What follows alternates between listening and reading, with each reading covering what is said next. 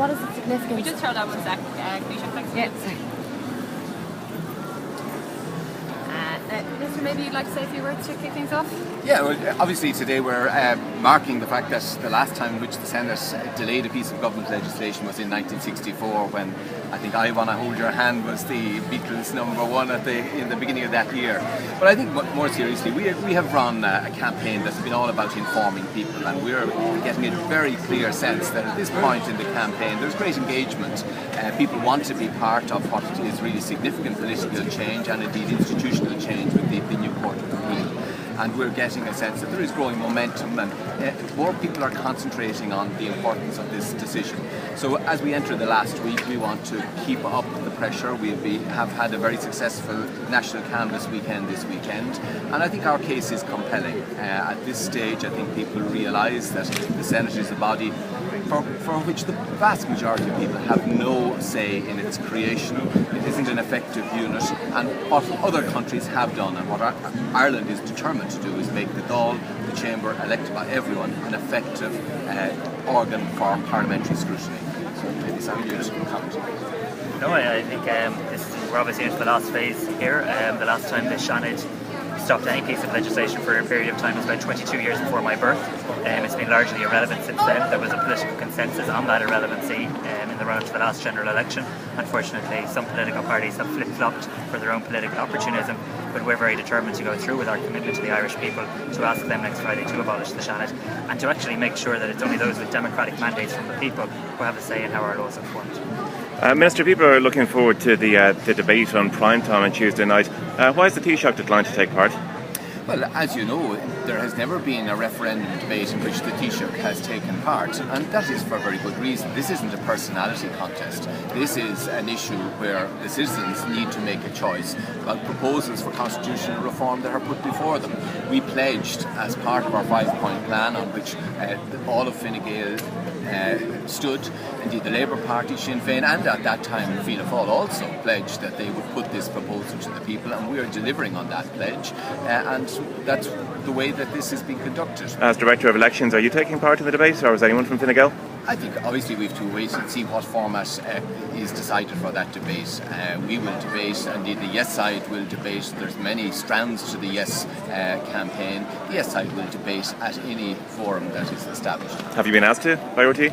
No, I haven't been personally asked, but that's still a number of days away. I think what we're determined to do is make sure that in the remaining days information is got out to people, because I think the facts are compelling in this case, and I think that's the importance of what a constitutional referendum campaign about. It is about informing people, not some phony contests that a particular leader wants to create. That's not what this is about. Minister, there seems to be a high level of undecideds even at this stage of the campaign. Is that something that worries you when we're only a couple of days out from polling day? I think significantly in today's poll only 10% of people are indicating they will not vote. So that is a much higher level engagement than I think a lot of people expected. Clearly people are taking this seriously. It's a big decision, but I'm encouraged by the fact that of those who have decided there's a majority of 2-1 in favour. I think that does signify that the information that people are receiving is influencing them. But I recognise that there's no complacency can be had in any referendum. There's a lot of people still to make up their mind, and we'll be out there trying to influence those decisions. A different topic. The Count Corley gave a very detailed interview on RT Radio yesterday when she kind of spoke about Dáil reforms initiated by the government and kind of a gentle sideswipe at what was the government's approach to dealing with rebels and the abortion issue, about comparing to his time when he was Chief Whip in 1982. Do you think that's appropriate for the Count Corley to be speaking so freely when he's supposed to be impartial and above politics?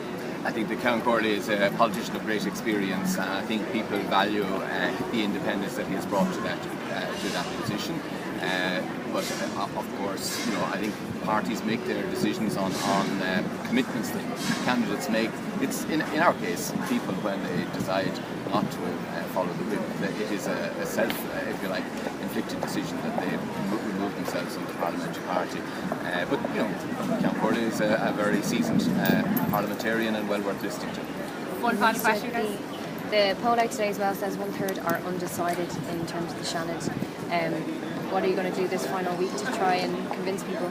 Well, we will be continuing. We have more public meetings this week. I think at this stage we're around 16 public meetings already, and we continue that information campaign right through the week. And we will obviously, towards the end of the week, trying to emphasise getting out the vote and encourage people to come out and vote through the usual way our constituency organisations try to encourage voters to come out. So we will have an effective network throughout this campaign right up to the final whistle. Minister, finally, you've John and Paul here today from the Beatles. Who's your favourite and why? Well, I suppose John, I think like most people, when you see a person of John Lennon's status and he sadly is no longer with us, I think that does create an aura and an iconic memory of John Lennon. I suppose Paul. But you prefer Paul? No, I'd go for John. You have to choose one, Minister. Paul always, I would, well, actually, if it's only one, I'd go for John Lennon. Paul, I think, obviously was the good man for writing the songs, but I think John brought a little bit of grit to the band that was a huge element in its success. So just one more question, this more Anglo takes this morning. How soon can we expect the banking inquiry to be up and running?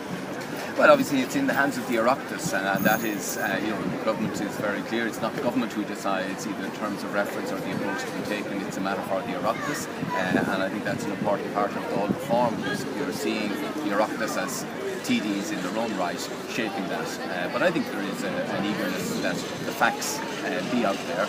And I think we will be hoping to move rapidly. We brought the order to trigger it straight away at the start of this session, and that indicates our interest in having this decided earlier. Okay.